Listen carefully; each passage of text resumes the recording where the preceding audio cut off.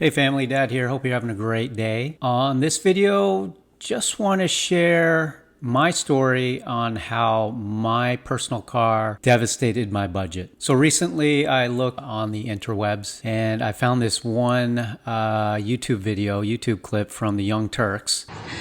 Which was fine, 3 years ago. But I have been making $1,400 a month payments for the past 3 years. It was a 7-year term, and she was paying $1,400 a month. And then another article that I saw on MoneyWise, it shows a record number of Americans are grappling with $1,000 car payments, and shockingly, many drivers can't keep up. I wouldn't be shocked on that. A $1,400 car payment, $1,000 car payment over 7 years is ridiculous. So we just wanted to share kind of my story on my car debacle. This happened back in 2008. So I had a brand new Honda Accord. I bought it because my company at the time was shifting from, they were issuing company cars at the time, and then the company got bought out, and then this new company that bought us out shifted to a car allowance program. I received a car allowance from the company, roughly about $800 to $900 a month. I didn't think too much about what kind of car I would get. I thought receiving, $800 to $900 a month, I could get something nice. And doing just kind of the back of the napkin math, I thought I could afford a car payment of $700 to $800 a month and still pay for gas and insurance and all that good stuff. So I went to the dealerships, and I did buy a 2008 Honda Accord from a Honda dealership, and I financed it for 5 years. It was approximately $500 to $600 a month car payment. I did put approximately $5,000 down.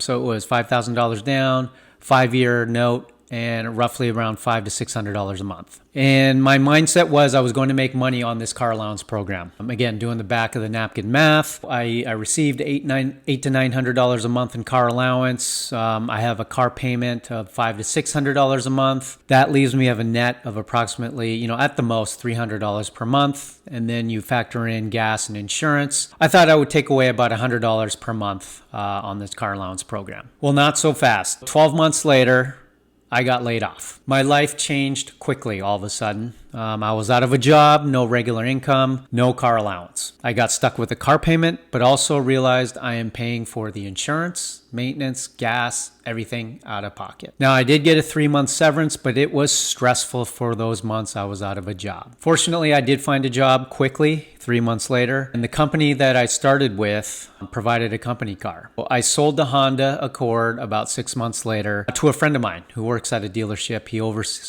oversaw a dealership at the time.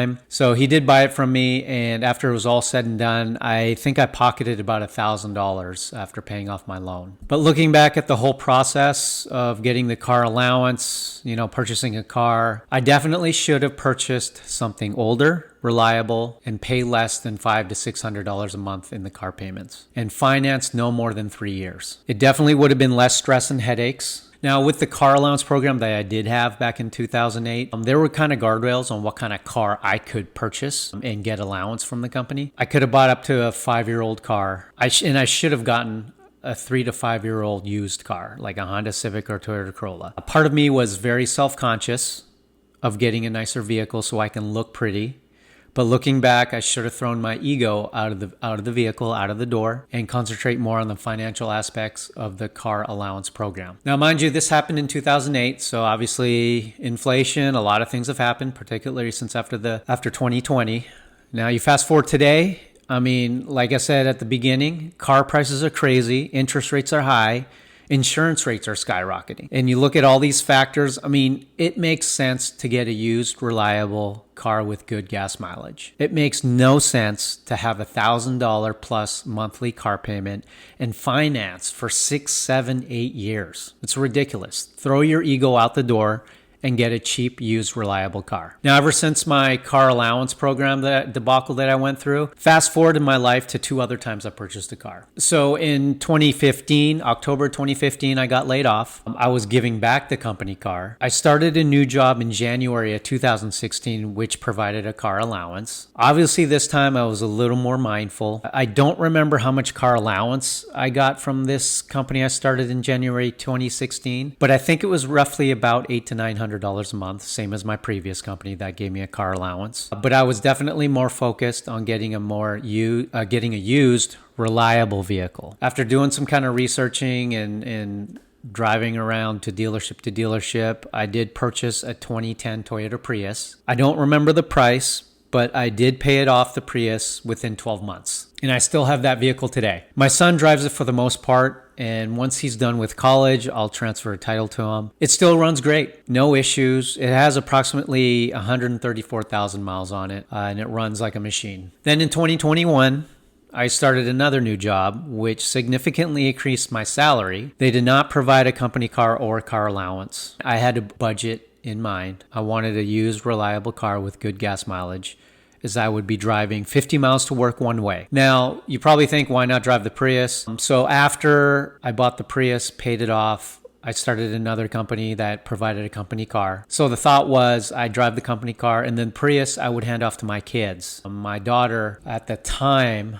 was about to get her driver's license. So my mindset was the car's paid off. The only thing I would need is just a driver driving around the vehicle, obviously fill up the gas, insurance, maintenance, and whatnot. Just having that flexibility, a car for my daughter just made sense at the time. So once I started this new job, which significantly increased my salary in 2021, I had to give back the company car. Again, from my past experiences of the stress and the pain of driving a newer, more expensive car, I purchased a used vehicle.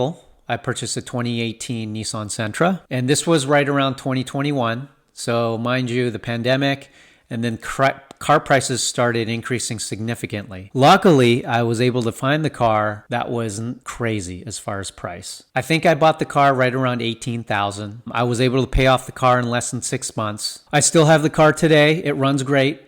My daughter drives the car now. Plan is, once she graduates college, is to transfer the title to her. So all in all, it's a nice little gift for my kids once they graduate college. I drive a company car now with my new company. With that tech company that I started in 2021 with, I got laid off at the end of 2022. I shared a video previously on that, but now I have a company vehicle with my current company and everything works fine. So the moral of the story, if you are purchasing a car, be very financially conscious. One YouTube channel that I do follow is the Money Guys. They have a rule of thumb which makes sense. It's the 23-8 philosophy. So 20% down, 3-year financing, and the monthly payment should be no more than 8% of your take-home paycheck per month. If you can do lower, absolutely do it. Don't let the car salesman persuade you into an expensive car. Remember, they're salesmen. It's their job to get you into a car and hopefully get you into a nicer vehicle as well, so you will finance more and longer terms and a higher payment. Stick to your budget, run the numbers on what you can easily afford before you start walking into dealerships. Used cars are reliable and safe. I have had no issues with them. Purchasing the Prius and Sentra had a cost, but it's nothing compared to a brand new car, and especially in 2024, where prices for new cars are ridiculous. So consider the economic environment that we are in and be very cautious on costs. So tell me your thoughts. Let me know. Leave a comment. Again, that's all I got. Stay safe, stay positive, and be happy. Love you, Dad.